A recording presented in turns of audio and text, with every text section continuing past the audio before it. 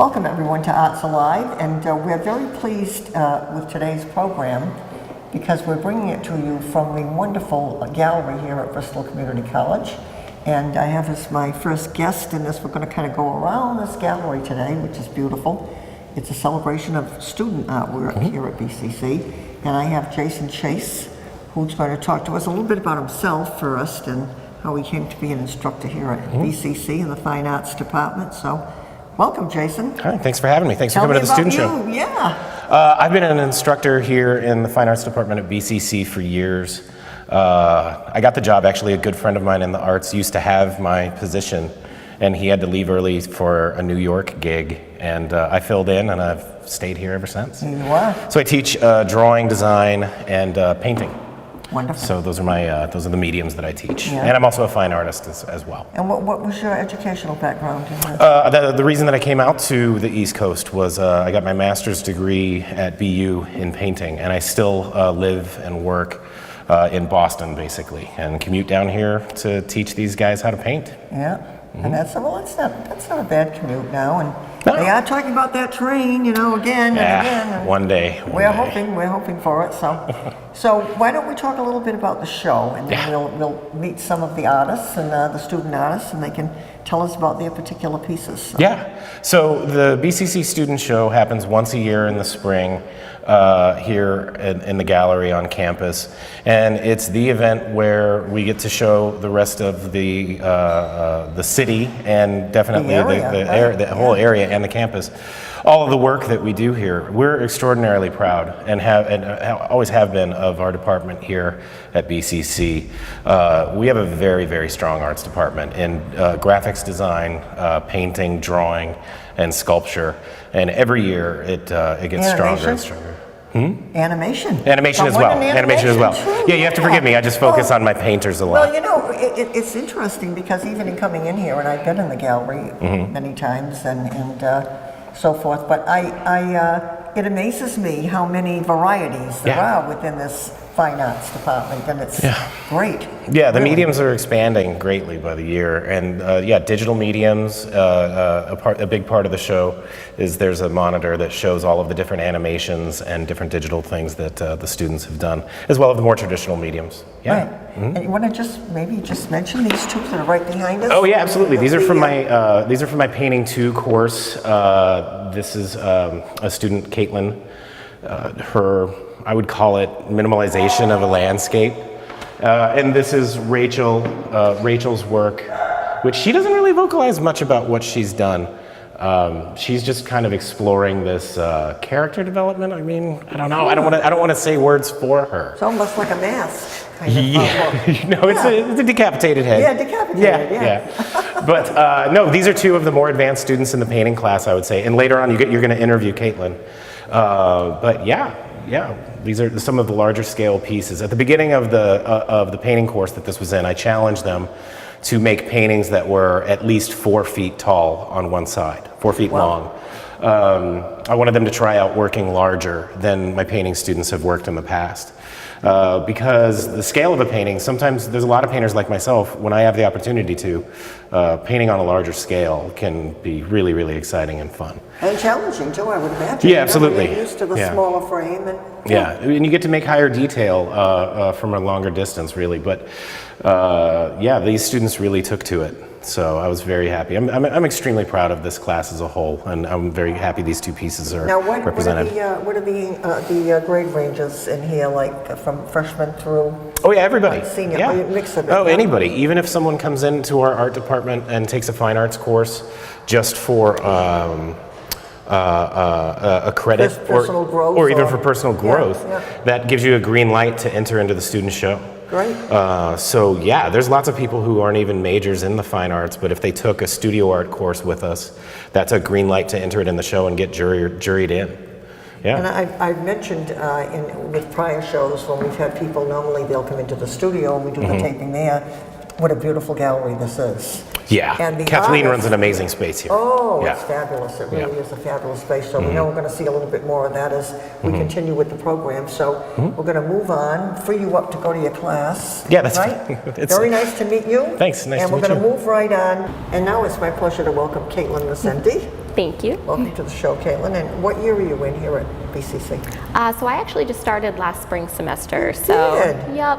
So Isn't that so? This is your first semester, or so second one around? this is my second spring semester. Yeah. So I started in spring semester. So technically, this would be my second year in a way. And nice that you have a piece on exhibit. We'll talk a little bit about that. But tell us a little bit about where did you go to high school and? Yeah. So I went to Cranston West in Rhode Island. Yeah. They have a good program there in the arts? They do. I actually didn't start getting into the arts until I got here. I was really a science major. I went I went to URI, CCRI, RIC, and I wasn't really finding something that kind of like fulfilled me until I got to BCC and I took drawing 1, and then I took painting, and Jason has really helped me like develop myself as a painter. So tell us, what is the title of this piece? So this one, I haven't quite titled it yet. But right now we have the titles of what the project was, and really it was just do something that you love to build a portfolio. I love the moon in nature. I have the tree one over there, and I really wanted to attack the moon. We actually discussed it last semester. So how does the moon speak to you? I don't know, I've always loved it. I've always had this like calming feeling in nature. Whenever there's a full moon or the moon is visible in the sky, I love to just kind of sit outside and look at it. So it's one of those things. This is actually a photograph I took of the moon, and I painted from that photograph. Beautiful. It's a beautiful piece. Thank you. So are you hoping to pursue this as you go on now with your life's work? Or? Yeah, I would like to keep it as something on the side, hopefully do something with it. In general, I just love painting. It's calming. It's a good hobby to have. Can we pick up the other, is it a painting, the other piece of work that you have here? Yes, it's right over there. I actually have a photograph here as well. This I painted from a picture that I actually came across. I was kind of struggling with what to do for the large canvas. I really wanted something. That was a challenge to be thrown out, wasn't it? I know. You mentioned that to us too. Yeah, and I last semester when I did painting 1, I was kind of timid and I wasn't too sure of like what my skill set was, so I was kind of hesitant to throw myself into different projects. I took my time with it, but this semester I was like, you know what, full force, I'm gonna throw myself at it, and I am in love with it. Colors are gorgeous. Thank you. Yeah, the green's my favorite color. Yeah. I love trees, I love nature, like I said. So this, when I saw this picture one day, I was like, I have to paint it, and yeah, do you know where it was, or where this is? Do you know where this is? I honestly have no idea. I actually, ironically, I work at Staples in the print and marketing department. Oh, and you do? Yeah, someone submitted this to print as a poster, and I saw it and I was like, wow, this would be just a beautiful painting in general. I did adapt it a little bit from the original photo, but. Have you thought about selling any of your work? It's crossed my mind, but at the same time, like I fall in love with each piece that I do, so it's really tough. I think I would have to crank out a few more pieces before I look at maybe selling some. And yeah, any I'm not thoughts too sure. about where you may go on to school when you finish here at Bristol? Actually, I am looking at kind of going a different way and going more towards the beauty industry. Really? Yeah, more into hairdressing, because in a way that's also art. Oh, it definitely is. Yeah, so I don't know, I'm looking at not so much painting canvas, but maybe painting hair instead. Well, you could be painting hair, and actually you could move that into a whole other area too. Places like Broadway are in need of exactly. hairstylists and makeup artists and all of that. So Definitely. who knows where we'll see you next. I know, exactly. And now we're going to talk to, it's my pleasure, I guess I should say, to welcome Vanya Viveris. Thank you. And you're welcome. And we're going to talk a little bit about her pieces of sculpture here.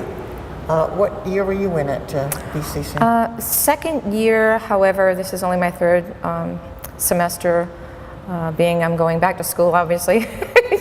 Age. That's great. I raised a family of 5, wow. And I think Good for you. it's my turn. My youngest is actually at BCC as well. Yeah. So. And were you always interested in art? I've been interested in art since I was about 9. My grandmother encouraged it. I think she just used to have me sit down to occupy my time, really, keep me tame, so to speak. And I started doing portraits of my grandmother and my uncles. Just freehand kind of? Sketching with sketching. pencils. You know, I started with regular pencils and sort of moved to graphite. I was, a granddaughter of many grandchildren around a lumberyard. as you can see. So here you are. And so here I am. Yeah, my grandfather had a lumberyard, so this one Is that really. a lumberyard in Fall River? In the Fall It River was, area? it was, yeah. I'm a Fall River right of the North End Steep Brook section. Not too many people at Fall River know where the Steep Brook section is. However, he did have a lumberyard down there. What was it? I'm sorry? Do you remember the name of the yard? Oh, the Noverka lumberyard. Noverka. Yeah, Noverka lumberyard. A lot of people knew that Yeah, name. yeah. And the Noverka family in Yes. Fall River. Yeah. Yeah. So, you know, we were told we had to come in a 3D class, we had to come up with a transformation of 5. So And do we start with this? Is this Sure. number 1? Sure. So the title of it is Little Billy and the Weeping Willow. Hence, you know, as a child, I saw a lot of willow trees that were cut down basically because they live off of water, Yeah. and they used to wrap themselves around pipes, so forth. So I wanted to do that and show that, you know, willow trees actually continue to grow if you don't completely they remove really? them. Yes, Really? because they Yeah. just absorb all the water.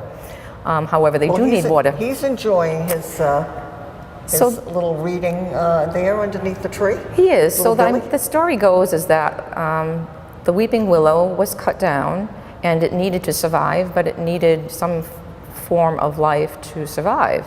So it lured this little boy with a book, a story, because everybody's intrigued about a closed book. So he course, comes yeah. upon this closed book and he begins to read the story, but he falls into the story and he also falls into the tree. Literally. Literally. So the tree begins to continue to grow and live off of him. I mean, you can just see, you And know, this is, yeah. and this is the weeping willow. Yeah. And you can see his face is kind of, you know, it's not so happy, and so you can kind of see like the leg, he's falling into the Falling tree. into the tree, yeah. And the book is kind of But left. he also continues to age. The little boy continues to age as well as the tree continues to grow. And trees also, when they're severed, they form burls, which is basically a scar tissue, which or you could call it a tumor in a tree, but it will continue to grow as well. But wood whittlers like to use those burls, so those actually end up being the most expensive piece that you sell Really? of a tree is a nice burl, because it's hard to come across a really pretty burl to whittle. So he's not only living off the boy, but it transforms and the burl is forming as well. So as the old man continues to get older in age, so does the burl get larger and the tree gets larger. And then finally, when there's really no life and he's kind of reaching toward his end, the tree releases him and he comes out an old man. And now he has the stick, Correct. And then this is Old Man Willy. Old Man Willy. So it's Little Billy and the Weeping Willow Beautiful. transformed into Old Man Willy. And is this your primary medium that you work in? Or It is not. It is no, not. this is the first, I can't say the first time, but possibly maybe the third sculpture that I did. After my first semester here, I was told that Eric Durant, which at the time assistant director, I believe, of the arts department, he was doing a workshop out of his studio in New Bedford, and you know, a fellow artist told me that he was doing it, so I went to his workshop, and he did some live model sculptures. So I did 2 there, and it was fantastic. It was like a weekend, and you know, it encouraged me to find new medium. And I mean, I really do love it. I am ultimately a painter, and I have a studio in Fall River. Oh, you do? At the Narrows Center for the Arts. Oh, that's a great place. So yeah, the I've been a Narrows. painter. I was actually the vice president of the Fall River Art Association for a couple of years as well, and moved on.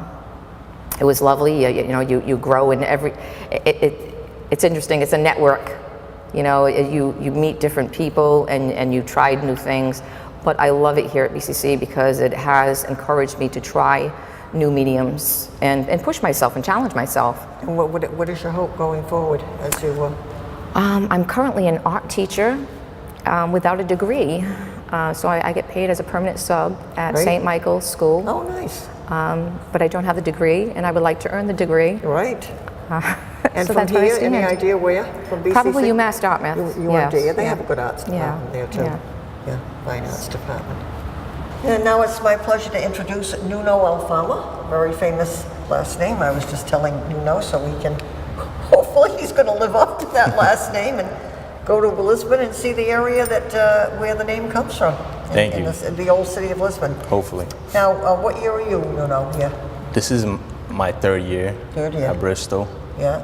and it has been a great experience for me since high school. Like, I graduated in 2016, and ever since I came here, I felt like I've been growing a lot, Yeah. exponentially.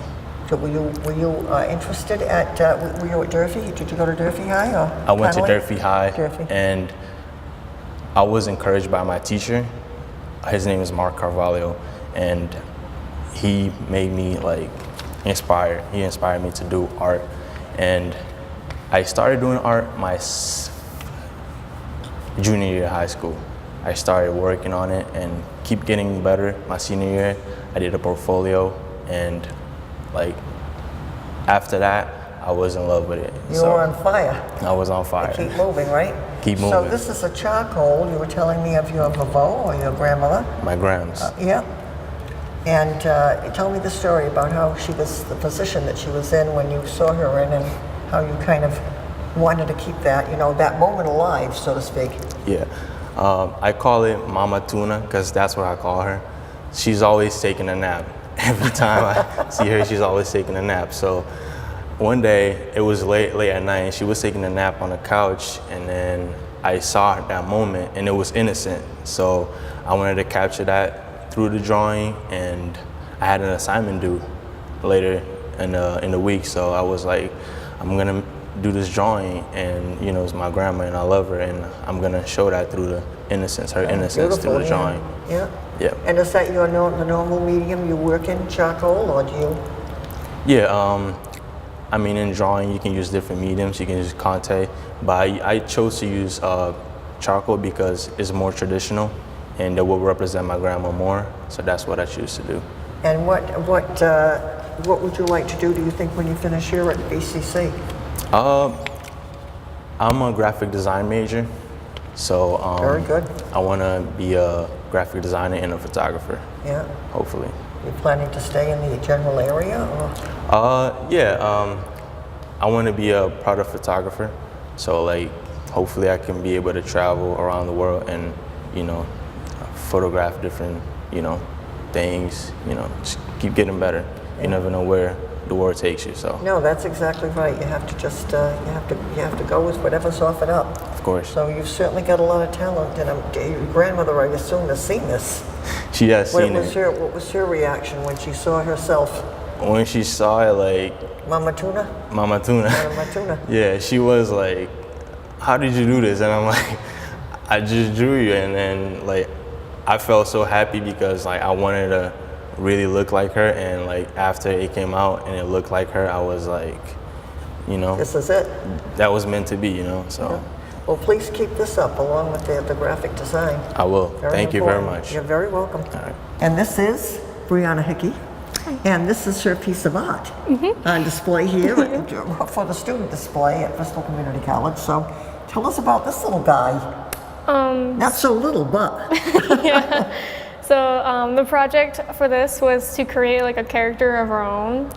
What I wanted to do was Was Jason Chase your no, it was teacher for actually all? Okay. Eric Durant for it. Eric It's Durant, a yeah. Sculpture 1 class. Oh, yeah. So it was like the very first project we did. We had to like create our own character. I just combined like 3 animals for mine. So what would they be? I combined. Blue eyes on this guy. Yeah. A girl. Yeah. I haven't decided yet. I Yeah. think it might be a girl. Just Yeah. playing. Yeah. I combined a barn owl, a snow leopard, and a ferret. I combined, ferret, yeah. I combined their like anatomy kind of. So like the face is kind of like an owl with like the little tufts for like similar to the ears of a snow leopard and the horned owl. The length and like the long neck is like taken from like the ferret, and ferret? I combined that with the snow leopard anatomy as well. Yeah. So I created like a little scene for him. We also had do reliefs, so there's like scenes building up the environment, but I didn't get those into Now, like what, casting. for instance, could something like this be the beginning of drawings that might go into a movie or a film about new types of developing creatures in the world? I mean, is that something that something like this might eventually move toward, do you think? I mean, I guess, yeah. I mean, like, I doodle a lot, like, various things, so, like, this was pretty up my alley. Because when they're going, you know, when they're doing these adventure movies or whatever, and they're going into these new territories of, Yeah. of creatures, then I would assume that things like this are done in the process of that. Oh, yeah. I don't know if you've thought about that, but that could make for an interesting life career. That'd be if super that's cool. something you really like, yeah. Yeah. And what year are you in here? So this is my second year here. It's like fourth semester, I Yeah. guess. And what are you planning to do when you leave? So I'm actually staying here for another semester Yeah. to finish up my like general studies as well. I'm gonna take, I think I'm gonna go into graphic design next. But I'm also gonna take like fine arts courses Continue still. with this, right? Yeah. Yeah. And where are you hoping to go on to school? Do you have a plan for that, or? Not yet. That's still No? undecided. Yeah. And how did you get involved in your interest in art? What was, So I've always liked like adventurous things, like comics and like cartoons. They've always been like my way to escape. So I really liked watching that stuff. So I always drew with my friends and stuff. well, you're very good at it. Thank you. Where are you planning to go on to school, or are you thinking of that? Once you finish here at Bristol, are you planning to go on to get a degree in this? Yeah, absolutely. I don't know which school yet. I want to go into illustration if I can. That's great. And draw for like children's books and stuff. Yeah, that's wonderful. So I need to look into schools for that. Exactly, yeah. Well, you do very good work. And now we have Danny Robinson, who's going to share with us some of his animation. And who do you work with at the college with that? I work with Mary Ellen Atkinson. She's Okay. the head of our animation department, and I think she's also the fine arts coordinator. I've had her as a teacher my entire time here. She's great. And what year are you in here? I'm in my last semester here. Your last semester, so what are you moving on to? I'm planning on moving to Providence after this. I think I'm going to take some time off to get adjusted to that, but after that I'm thinking of going to a school like Mass Art, Yeah. maybe throwing in my lot at RISD if I get that opportunity. I think they do, yeah, and that's a great idea, and I think they also do, if I'm not mistaken, animation at, is it New England Tech? Am I right on that I one? think so. Yeah. I think that's right. I've looked into this, but I've looked Well, into just a lot. another option, you know, and even if you're not away from it for very long, that's a good thing. So even if you just took one course, Yeah. to kind of keep your hand in the whole thing, I so plan you on don't. keeping my hand busy the entire Yeah, time. exactly. Yeah. Well, sounds great. So tell us a little bit about. We're going to run the whole. Yeah. There were two, I think, two Yep. animated pieces, right? So. So the first one that's on screen right now, that's my Rotoscope animation. Rotoscope is when you record a video and then you draw over each frame, or enough frames that you can get an animation out of it. So I took a video of me pouring a can of Coke into a glass that had ice in it, and then I just drew over it. One of the things about Rotoscope is that part of the challenge of it is you have to make it look interesting, because if you just try and copy one-to-one, it's gonna either look weird or just not be as interesting as it could have been. So I decided to go for a very minimalist approach to this, with only just the red and the white. And then the second piece that you did is. The second piece is called the Emotional Flour Sack Assignment. The gist of it is basically to get a character to express emotion without them having a face. That's not easy. No. No. So the point of it is just to express emotion and make a character emote through body language and their actions, rather than like a face, which is what we usually read emotions through. And we'll be seeing that up on the screen too, right? Mm-hmm. Yeah. So do you have a favorite of those, between those two, or? I think the Emotional Flour Sack is my favorite one. Flour sack, right? That's yeah. what we're hearing, yeah. I had a lot of fun with it. I don't really do stop motion that much. This was my first time with it, and I'm proud of how it came out. It's a lot of fun to do a lot of character work. That's something that I'm really interested in. So having that sort of practice here was fun and beneficial to me. And where do you live? Or where? What? I live currently in Bristol, Rhode Island. Oh, you do? So I'm a ways away. And did you get support from high school faculty and so forth to? I was homeschooled. Oh, so you were? I went to Bishop Hendricken for 1 year, and I decided that wasn't for me. Yeah. And so my sophomore through senior year, I was homeschooled.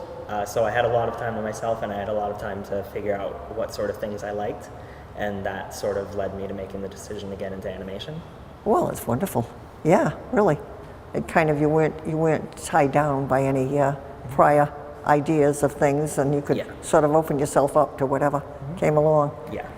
Well, best of luck. Very talented, and I mean, it's a great field to be in, that's for sure. And we thank you for joining us today. We thank the audience for joining us, and we'll see you soon.